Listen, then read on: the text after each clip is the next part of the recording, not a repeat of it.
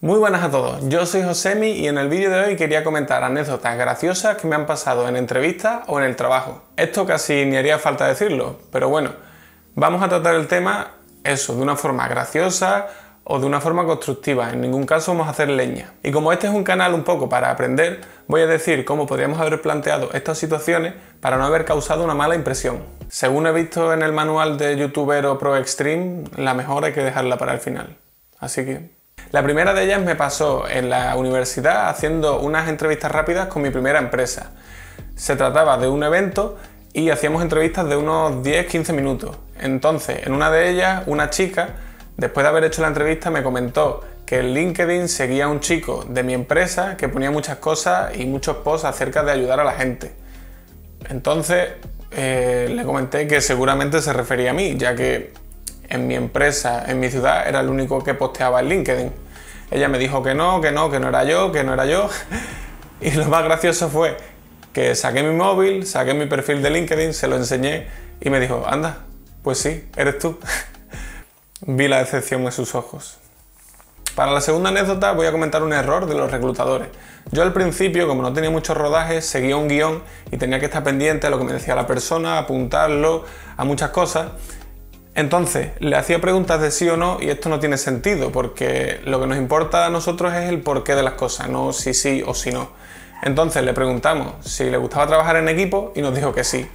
Y a los 2 minutos, hablando de otra cosa, nos empezó a explicar una situación y nos dijo, yo es que en el momento que hay mucha gente a mi lado de mi equipo, en este caso, me agobio y prefiero hacer las cosas por mi cuenta. Y nos quedamos así y le digo, pero si hace 2 minutos nos has dicho que prefieres trabajar en equipo. Y como os digo, esto es un error de los reclutadores porque cuando preguntamos cosas de sí o no muy concretas, al final la persona tiende a contestarnos lo correcto socialmente. Entonces, preguntas de sí o no en la vida. Otra anécdota que me pasó, y por lo menos para mí intenté que fuera graciosa, es que me vino una persona en una entrevista que constantemente me estaba diciendo que ella era la mejor, que la tenía que contratar porque era la mejor. Y claro, cuando ya se me pone así de esa forma, pues yo intento meterle un poco ahí la puntilla. Y le preguntaba cosas muy concretas, cosas para que me pusiera ejemplo y nunca me los ponía. Siempre me decía que era la mejor. Y ya por último, me volvió a repetir que era la mejor y le dije, pero vamos a ver, que yo no necesito que tú me digas que eres la mejor, que yo lo que necesito que me digas es por qué eres la mejor. Con lo cual volvemos a lo mismo, nos importa el porqué de las cosas, no que una persona me repita 20 veces lo buena que es. Esta para mí fue una de las más graciosas que me pasó y no fue en entrevista, fue cuando yo trabajaba en una empresa de trabajo temporal y llamábamos a personas pues eso, para trabajar semanas, días, incluso meses si era muy largo. Fue en época de mundial y le pregunté a la persona, oye, tenemos trabajo seguramente para la semana que viene, la semana completa y la otra. Y me dijo, uy, no, quita, que ahora es el mundial, llámame ya después. En este caso, a ver, cada persona pues tiene sus intereses y habrá quien prefiera trabajar o ver un partido de fútbol. Simplemente di, pues mira, la semana que viene y la otra no puedo. Y ya está, y queda mucho mejor que si me dices que no por ver un partido de fútbol. Uno o muchos. Ahora quería comentar un ejemplo en el que vemos que la práctica es muy importante, incluso en entrevistas. La primera entrevista que hice yo para mi primer puesto y encima era de prácticas, no era muy decisiva porque prácticamente la persona me iba a coger sí o sí, era solo un poco por conocerme. Esa entrevista fue la peor de mi vida y no por nada porque la persona me pusiera nerviosa ni mucho menos, al revés, intentó siempre que estuviera tranquilo y demás y yo nunca había hecho una entrevista y empecé pues a contarle mi vida, empecé a contarle cosas súper largas en lo que solo hablaba yo todo el tiempo. Y de hecho hubo un momento en el que me paré y le dije, ostras, esto no me acuerdo ni por qué te lo estaba contando. Entonces, es un error empezar ahí a divagar sobre una cosa u otra. Tenemos que ser concretos, responder a lo que la persona nos está preguntando. Y si queremos argumentarlo, pues argumentarlo. Pero siempre tenemos que ir claramente a lo que la persona nos ha dicho. Que podemos decir otra cosa porque también interese, vale. Pero no podemos ponernos ahí a contar nuestra vida, que no venga al caso con la entrevista y que al final el entrevistador prácticamente se aburra de lo que le estamos contando. Otra cosa que tenemos que tener en cuenta es que en las entrevistas, por regla general, nos lo van a intentar poner fácil o que sea una situación cómoda. Por lo menos eso intento yo. Pero siempre tenemos que tener en cuenta que estamos en una entrevista. Porque, por ejemplo, a mí me ha pasado cuando empecé a hacer entrevistas, que acababa de terminar prácticamente la carrera, hacía entrevistas a perfiles pues muy junior, también como yo prácticamente. Entonces pues las personas se sentían cómodas y era una entrevista muy distendida, por así decirlo. Y hubo un caso en el que la persona se sintió tan cómoda, por así decirlo, que me hablaba como si fuera su colega. Y muy bien, pero ¿cuál fue el problema? Que en uno de los ejemplos me dice, no, porque yo cuando cuidaba a los viejos hacían... Y me quedé así y digo... que no sé, que igual yo en el parque con mis colegas también hubiera dicho la misma frase. Pero si estoy en una entrevista no se me ocurre hablar de esa forma despectiva. Pues igual hubiera dicho, mira, pues es que cuando yo cuidaba a las personas mayores o cuando estaba con los, yo qué sé, una palabra cariñosa, pero no se me ocurre decir, no, con los viejos. Entonces algo que tenemos que tener en cuenta, que por muy cómodo que estemos, que nos haga sentir la otra persona, no dejamos de estar en una entrevista que es un examen para un puesto. Entonces tenemos que decir las cosas como convienen en ese momento. Que evidentemente esto no es algo como para que nos descarten directamente. Pero bueno, si lo podemos evitar, mejor. En esta anécdota quería hacer una pequeña crítica a mis compañeros de selección, y es que una vez viviendo en Barcelona me llamaron para una entrevista y me dijeron, ¿eres José Miguel? Sí, vente mañana a una entrevista para tal empresa aquí.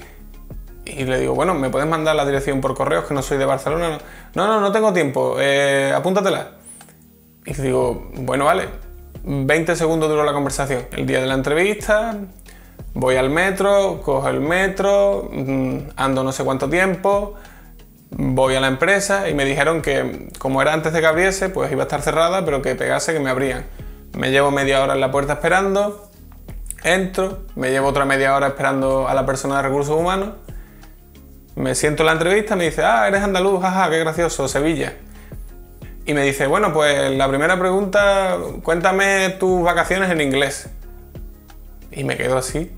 Y le digo, ostras, pues a ver, sinceramente, el inglés hace tiempo que no lo trabajo y ahora mismo no tengo nivel como para ponerme aquí a hablar en ese idioma. Y me dice, es que es imprescindible para el puesto.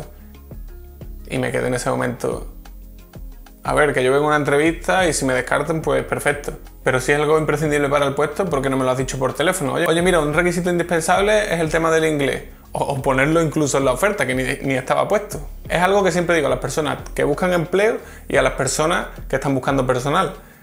Tenemos que describir bien los requisitos y si hay un requisito indispensable, comentárselo a la persona, que evidentemente nos puede mentir o no, pero si es honesta y nos lo dice de primera hora, pues nos ahorramos nosotros tiempo y se lo ahorra la persona también. Ahora voy a contar dos ejemplos de lo que siempre digo con los currículum. Hay que poner cosas que podamos defender o que podamos argumentar. Una vez hicimos una especie de taller de mejora de currículum y cogí el de una persona y ponía pensamiento crítico. Y me sonó un poco raro y le digo, oye, ¿qué es pensamiento crítico? Y me dice, ostras, pues no sé, es que lo vi en internet y lo puse. Eso porque fue en un taller, como digo, de currículum, pero si llega a ser una entrevista, imaginaos vosotros qué sensación da que la persona os diga que no sabe ni por qué ha escrito eso en su propio currículum. Y parecido a esto, yo siempre pregunto por las tareas que hace la persona. Y en otro currículum, en una entrevista esta vez sí de trabajo, vi que ponía en una de las funciones camión, únicamente. Y era una persona que había trabajado en una tienda. Y le digo, ostras, ¿camión qué es? Y me dice, pues no sé, me imagino que será descargar el camión. Y le digo, vamos a ver, ¿te imaginas? Seguramente has notado esto un poco cambiado ahora, y es que me he dado cuenta editando que la cámara dejó de grabar desde el corte anterior, así que un aplauso para mí. Pues como iba diciendo, le dije a la chica, pero ¿cómo que no sabes qué significa camión? ¿No eres tú la que ha hecho esas tareas? Entonces, preguntando concretamente por este tipo de cosas, nos podemos asegurar un poco más si la persona nos está mintiendo o no. Y por último, la anécdota más impresionante que me ha pasado y que es esto que no te crees que te pueda pasar, es que cuando trabajaba en la empresa de trabajo temporal, nosotros entrevistábamos a gente, las mandábamos a la empresa y ellos o los volvían a entrevistar o directamente los incorporaban. Mandamos a una candidata que tenía muy buen perfil, había hecho una buena entrevista y cuando recibimos un correo de la empresa nos dice, por favor, cuando nos mandéis candidatos, investigar un poco. Nos mandaron un enlace y al parecer la persona se había inventado que había estado en el atentado del 11S de las Torres Gemelas, había hecho una asociación de víctimas del terrorismo, había aparecido en reportajes en Estados Unidos y en España y al parecer era una maestra de inventarse cosas. Y esta es, como digo, una de esas cosas que crees que solo pasan en las películas. Y bueno, hasta aquí el vídeo de hoy. Espero que las anécdotas os hayan gustado, que hayáis aprendido qué hacer y qué no hacer en una entrevista. Y como siempre digo, si os quedan dudas, me podéis hablar por LinkedIn. Y bueno, también he creado ahora un perfil de Instagram para llegar a otro tipo de personas. Y por ahí también me podéis seguir o me podéis preguntar directamente. Y lo que sí, que ningún youtuber os obligue a darle me gusta ni a suscribiros a su canal. Nos vemos en la próxima.